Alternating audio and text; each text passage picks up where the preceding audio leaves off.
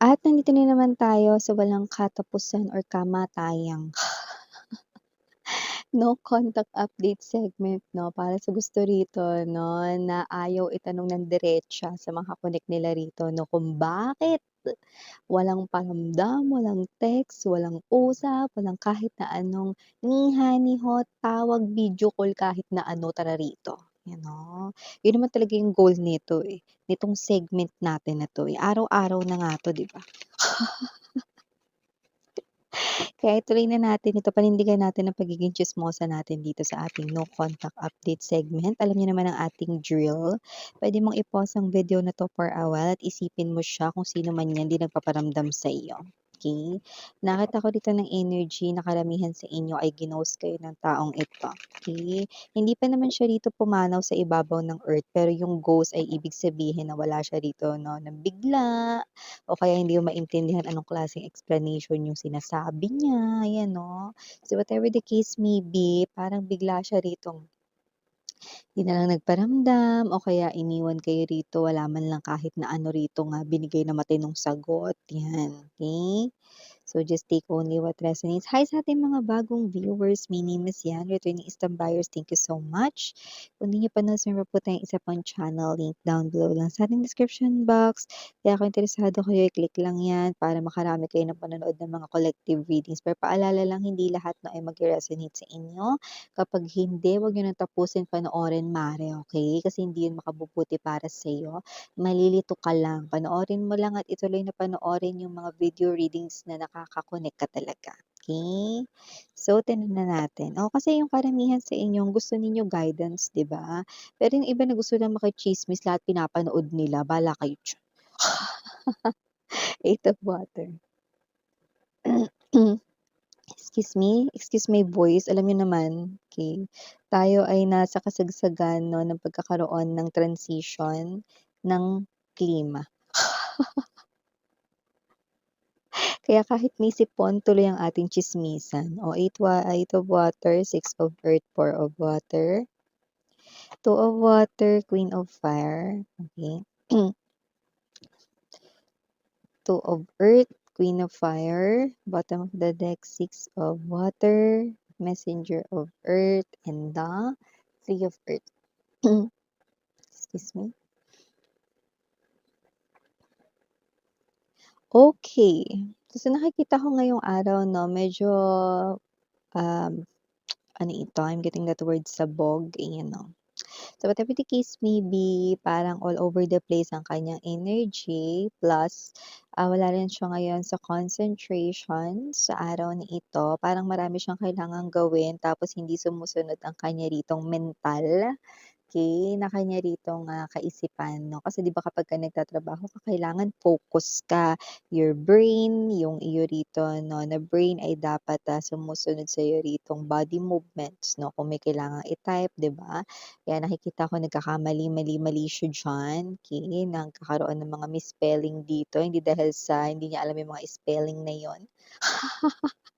Kundi dahil very, swamp yung kanya ritong, thinking, yung brain niya rito 'no ay na-o-overwhelmed 'no because of, things na walang kinalaman sa trabaho 'no at yung things na yun ay may kinalaman sa'yo, Six of earth and the Eight of water and, the energy of the Eight of water ay someone rito who abandoned the relationship. Sabi ko sa inyo ginost kayo niyan, eh, see? You thought okey na, you thought nagkakasundo kayo, you thought siya ng the one. With the two fishes right in here, you thought that the connection will grow and stand yung test of time. Pero this person here abandoned you, ghosted you 'no, sumakay dun sa ship na yon, umalis, okey. So whatever the case may be, okey, puwede pa naman sana siya mag-swimming pabalik. Pero tinuloy-tuloy niya na yung pag-alis hanggang sa dumaong na siya rito doon sa kanya ritong paroroonan 'no. So, itong person na 'to ay nakikita ko that with the Six of Earth energy and Queen of Fire, high chance na itong tao na 'to ay umalis, lumayo dahil meron siya rito 'no, na nakita na parang mas trophy or parang nakikita niya rito na parang mas nakakahigit sa'yo during that time. At nakikita ko na yung tao na yun 'no, ay naibibigay rito lahat, okey, ng kanya ritong hingiin ng hindi na kailangan ritong paghirapan 'no. So, nakita ko na samut-sari yun. Puwedeng luho, money, puwede rin yung tinatawag natin 'no, yung bed scenes, yan. So, ibig sabihin parang ang bilis niya lang nakukuha yung mga bagay na yun 'no, with that other person, the money, the material things 'no, and even the loss, yan 'no, unhealthy desires 'no, ay, yun ang nakikita ko rito na nag-benefit siya 'no. For some reason lumalabas na kung sino man yun na maaaring friend niya or someone nearby sa kanya. So, nakikita ko rin dito 'no, na etong inyong person ngayon ay, may posibilidad na sila pa rin nun, nung tao na yun, yung friend niya na yun or someone nearby na yun, kung sino man yun, with the 4 of water energy, parang napapaisip na yung person mo ngayon kaya naguguluhan na siya. Mali-mali na yung tina-type niya rito, 'pag nakita yan ng boss niya rito, 'pag prinint niya yan, yari talaga siya. Ewan ko na lang kung may trabaho pa siya rito bukas 'no. Pero one thing is for sure 'pag nakita papagalitan talaga siya 'no, or kung hindi man ito yung mali-mali na nata-type, may posibilidad na kulang-kulang naman yung naipapasa niya. Wala talaga sa hulog yung kanya ritong mga galawan kasi yung isipan niya sabog 'te, sabog. So we have here this messenger of earth, parang unti-unti na ritong parang, may mga bagay na naalala, naiisip siya. With the Six of Water energy 'no, it's specifically all about you, the memories of you guys 'no. So with the Two of Earth tinatamaan na siya niyan. For some reason di niya alam ba't yun pumapasok sa isipan niya, sa kanya parang okey naman daw siya ngayon, masaya naman daw siya, pero bakit bigla ka ritong pumapasok sa isip niya, dun dun dun dun, 'di ba? So sino man 'tong energy na 'to affected much siya rito, gusto niya mag-focus sa kanyang trabaho at mga ginagawa pero bakit bigla ka nalang pumapasok sa isip niya rito 'no, yung mga na-establish ninyo together, yung mga memories ninyo together, yung mga dates ninyo na ginawa ninyo dalawa together 'no. So lahat yun, walang mintis na naaalala niya ngayon and because of that naguguluhan tuloy siya rito 'no. Plus hindi lang yung kanya rito na parang trabaho yung naapektuhan, kundi pati na rin dito yung pakikitungo niya sa iba 'no. Medyo bad trip siya rito 'no at nakikita ko na puwedeng mabuntunan niya rin dito hindi lang yung mga katrabaho niya, pati na rin itong, ka-connect niya ngayon. Kasi high chance na itong tao na 'to ay may ka-connect dito. Puwedeng nalaman mo 'yan na talagang may ka-connect siya ngayon, pero yung iba hindi mo nalaman kasi hindi niya 'yan sinabi para hindi magmukhang mabaho rito yung pangalan niya sa'yo. Pero yung totoo, meron talagang babae or lalaki sa likod nun kung bakit niya kayo knows, okey? So, alam niyo naman kapag mga manloloko pinagtatakpan nila rito na merong iba, sinasabi hanapin lang yung sarili, mga ganyan. Hanapin mo sarili mo, ayan oh, ayun lang yung sarili mo, tingnan mo na lang sa salamin parang syunga. So, whatever the case may be, okey, alam mo naman ganyan mga linyahan 'no, ng mga gusto lang umalis sa koneksyon para magawa yung mga makamundo nilang mga kagustuhan. Pero ganun pa man, nakikita ko dito that your person here tinatamaan na siya rito, okay. So, we have here the Six of Water energy and the Two of Earth, okey. So, wala ritong iba siyang naiisip kundi kayo. Six of Earth energy, maaaring itong person na 'to 'no, ay mas maging madalas pa ang ganitong klase ng pagpasok ng mga alaala sa kanyang isipan. Queen of Fire energy, mapapansin ito ng kanyang kinakasama or kung sino man yung karelasyon niya rito. Bagay na nakikita ko rito na maaaring maghinala or paghinalaan na kayong dalawa ay may connection pa rin. Kaya alam mo kung sino man 'tong ewan ko, sino man 'tong ka-connect niya rito, alam na ikaw yung nasa isip nitong person na ito at hindi ang ibang mga babae. I don't know, okey? Kasi dito maaari kasing may mga times na siguro nababanggit na yung person ng pangalan mo or nakukumpara ka sa kanya kapagka nag-aaway sila. So, puwedeng gano'n din 'no. Pero puwede rin naman na kaya kayo lang ang naiisip nito at ang hindi ibang babae or ibang lalaki 'no, dahil puwedeng, um, kung bakit, kayo rito naghiwalay ay ikaw yung naaalala niyang karelasyon nitong person mo, okey. Pero gano'n pa man nakikita ko rito 'no, na hindi siya exempted kahit ibinibigay niya ang lahat-lahat ng meron siya rito, okey, sa person mo, wala pa rin, hindi siya exempted dito para ma-bad trip ang, person mo or hindi ma-bad trip ang person mo sa kanya. Dahil nakikita ko rito na kahit siya hindi ligtas, masusungitan pa rin siya ng person mo dito, okey? Ngayong araw na ito masusungitan pa rin siya, 'yan. So, nakikita ko rito 'no, na yung third party though nakakainis ito, maaaring sumagot siya rito ng konti pero nakikita ko rito na hindi siya masyadong sasagot diyan, kahit sumagot siya kasi, itong third party ay medyo takot takot rito babe na naiwanan ng person mo rito. Kasi parang, para sa third party ang dami niya ng na-invest sa person mo, yung sarili niya pati yung pera niya. So, hindi niya rito hahayaan na parang mag-burst out of anger or sumabog siya 'no, na maipakita yung kanya ritong galit sa person mo. Iniiwasan niya yun kasi takot siya ritong lumayas, umalis or makipaghiwalay sa kanya ang person mo. Ayan 'no, see?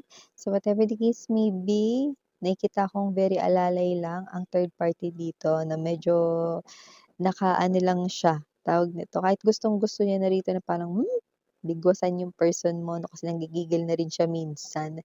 Hindi niya yun magawa kasi ayaw niya rito na mag-cause ng spark na puwedeng maging dahilan ng person mo or gamitin na dahilan dito para layasan siya, yan. O, paano ba 'to? Kasi yung person mo parang unti-unti nang nagigising dito sa katotohanan ng inyo ritong mga nakaraan, yan, oh.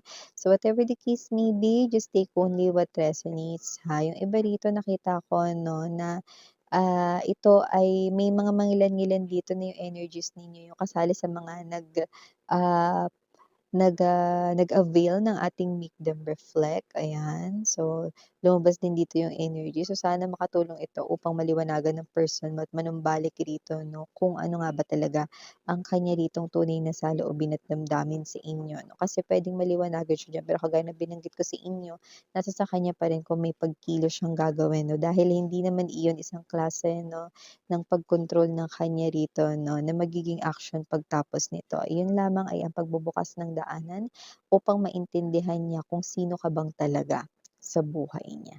So, kung sino man 'tong energy na ito 'no, mukhang tumatalab na mare. Mukhang tumatalab na, 'yan 'no. So, nakikita natin dito that whoever this energy is, naku good luck talaga sa kanya. Six of Water energy, stay put lang. Wala kayong ditong gagawin. Yeah, stay put, letter F-O-O-T. Huwag kayong gagalaw diyan, hindi niyo kailangan ditong humakbang, okey, para may gawin. Kasi kung sino man 'tong person na ito, nakikita ko dito that this person right in here 'no, starts to, understand things, way deeper and, nakikita natin dito 'no, deeper ha, D-E-E-P-E-R, hindi yung deeper na tabo. So yun na nga, nakikita natin dito with the Four of Water, I do see that the opportunity right in here 'no, ay maaaring maisip niya na na-miss niya yung opportunity na yun with you guys. And I also, see rin dito 'no, that with the Two of Earth mananatiling, parang maguguluhan siya rito at magdadalawang isip. Eh, lalo na kung may ka-connect siya ngayon, 'yan, oh. Kasi nga ang nasa isip niya masaya naman siya with the third party. Masaya siya kasi ang dami niyang napapala, oh, pa siya ritong ano, "Feeling ko ang yaman-yaman ko." 'Yan, oh. Gusto niya lamang sa buhay ay 'di ba? So, whatever the case may be, masaya naman daw siya with the third party kasi nga sabi ko sa inyo feeling trophy or feeling successful siya dito sa person na ito. Person nakikita ko rito 'no, mukhang ngayon hindi nakalagay sa pedestal ang third party, sa kanyang isipan at sa kanya ritong puso. Okay. So, yun yung nakikita ko. So, the messenger of earth energy, I do see that this person here ay someone dito, no, na ngayong araw na ito, medyo sabog yung kanyang isipan, no? Kasi ang laman ng isipan niya ngayon ay hindi ang taong kasama niya or hindi ang third party na karelasyon niya ngayon, no? Or kung third party man yun or kung sino man yun, okay? Ang nasa isipan niya ngayon at walang iba kundi kayo. So yeah, initials sa tayo we have here capital letter E, capital letter S, capital letter M, capital letter R, capital letter A, capital letter Q, and capital letter T. For small letters, we have B as in boy, S, P, A, I, and last but not the least, we have number 6. So yeah, definitely spiritual number 6 means memories lingering from the past. So yeah, these are all the messages we've got right here for you, sweethearts. Again, I'm your Yana. I need for the girls and Yana, do not for the boys. Yana, hey, love and light. Annyeong.